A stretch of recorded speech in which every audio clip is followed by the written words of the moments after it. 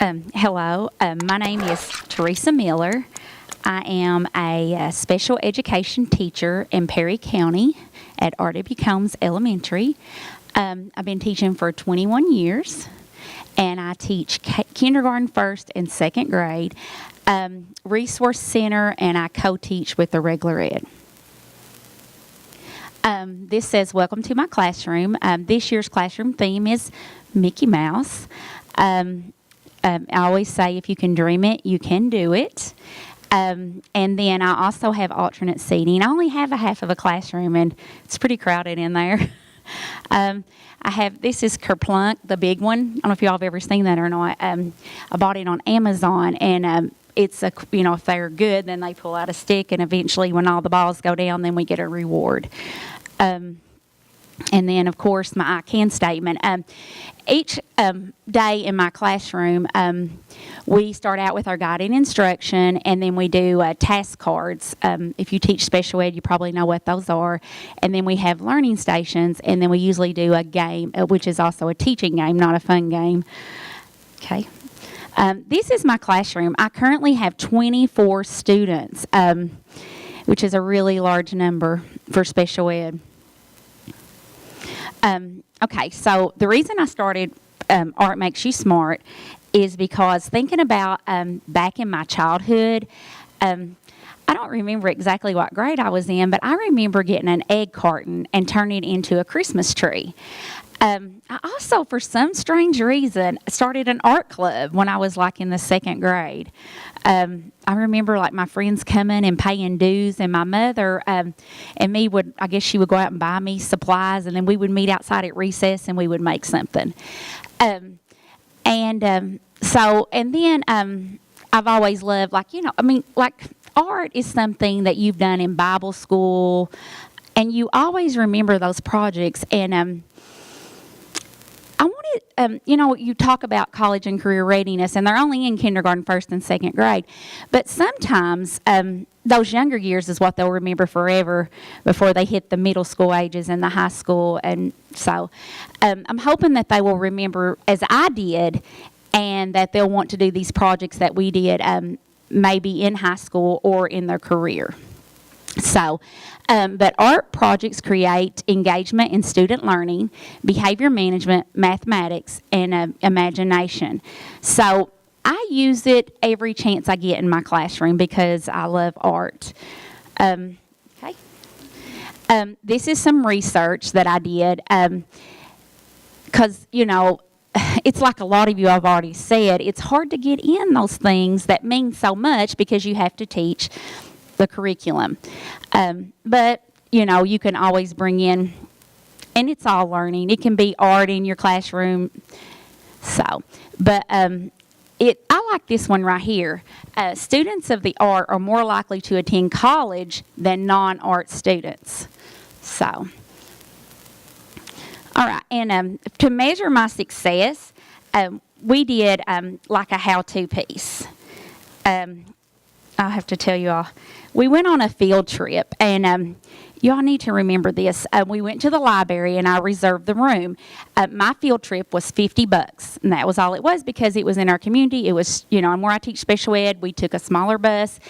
And while I was there, I searched out community partners who would come in for free and do activities with them. And then they got to go to a local restaurant called Jabo's, and they got to make free pizzas. We we got to go there and eat one day at our school, so since we'd spend money there, I was like, can you do this? And they let each group go out and make their own pizza. And then we got to go to Dairy Queen, and they got to go in the back and make an ice cream. So this is actually his how-to on to make an ice cream, this little feller. So we always did the steps, and then learn the words first, next, then, and last. So, okay. So that's how I did my measurement. These were our projects that we started out with in the fall. They did the string art. My brother has his own construction company, so he gives me all of his wood. And they use a sanding block, and then I cut I tried to do not just paint, I tried to do a variety. And so these are the ones that we did in the fall. Let's see. Okay, we took them down to the office and we displayed them here. There they were sanding them. And I used some kind of little container for them to paint in. Okay, we did a chia pet too. That was fun. And this was really neat. We had a secretary. She died of cancer, and this is my principal's little boy.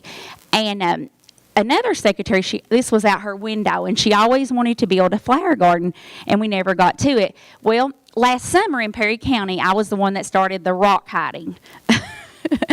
And so I thought, what about a memorial rock garden in honor of our secretary? So we started that. So hopefully that'll grow bigger this summer. And then Katrina, who works for KVEC, I don't know if you all know this or not, but she will come out and she has a list of different STEM projects that she'll let you use for your classroom. And she let me use Osmos. And this is always all over Facebook, and you can watch the videos. But it's an interactive iPad game, and it's really cheap, like $100. I had some people get it for Christmas. But she let me borrow this game, and then I ended up getting to purchase my own from another grant. This was my community field trip that I've already told you about. So, making slime, of course. That was probably their favorite.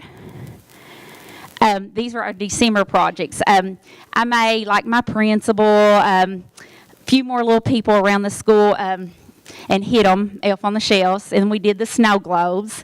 In our town, we also had, like, giving trees where all kinds of different businesses come downtown, and we did that.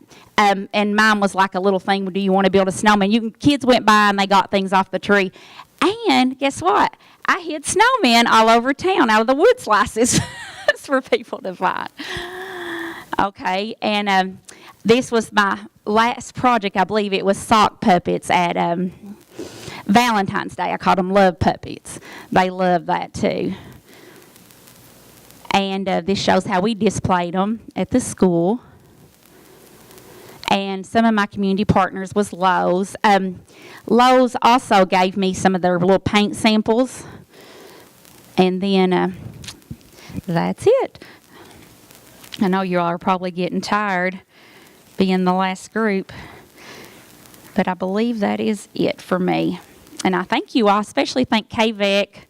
I mean, I don't know, I never did do this until this year, and I'm just so excited to have this opportunity and to come and learn from everybody and getting to watch the videos on the holler. If you're not using that, you need to get on there. And they also have, like, where they come out and they'll do live videos, and I always watch those, and I get ideas to share with my colleagues. So thank you all.